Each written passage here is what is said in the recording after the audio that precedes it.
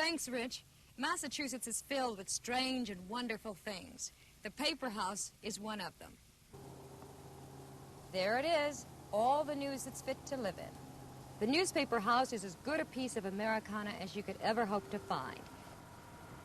It not only has walls made of paper, but chairs of paper, lamps of paper, and even a piano covered in paper.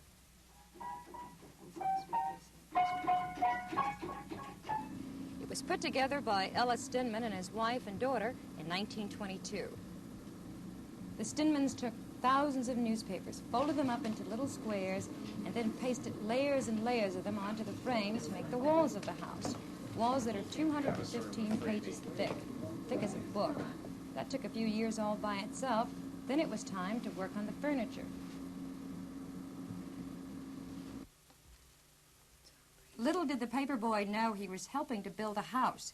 Mr. Steinman always insisted on using fresh newspaper, so you could be sure every day that paper came, it would get rolled up and turned into a clock or a bookcase or even drapes at the window.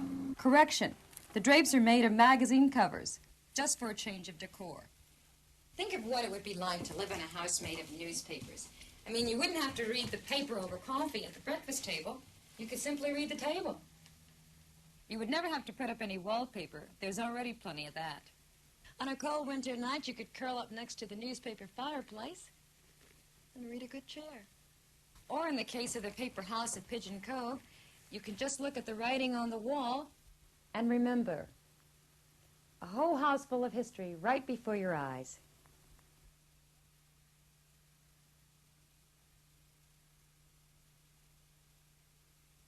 It's something like walking into a time machine with tiny pieces of the past constantly catching your eye. Most of the house is made of Boston papers, many of which are now defunct. Papers in the clock come from all over the country. Papers in the bookcase from all over the world. There's even a desk made entirely of pages telling the story of Charles Lindbergh and his flight across the Atlantic. It took the Steinmans 20 years to build the paper house and then make all the furniture. They even put their initials on some of the chairs. And they're pretty sturdy, too. You know, these newspapers are really strong when they're rolled up like this. Must have been all those tough editorials inside. And every year the varnish on the outside is touched up to help the paper house withstand the elements. So it was just an experiment that turned into a house. That was probably one of the earliest and most impressive recycling projects on record. The thing about this place is you always have to whisper, because you can never tell when somebody might be reading.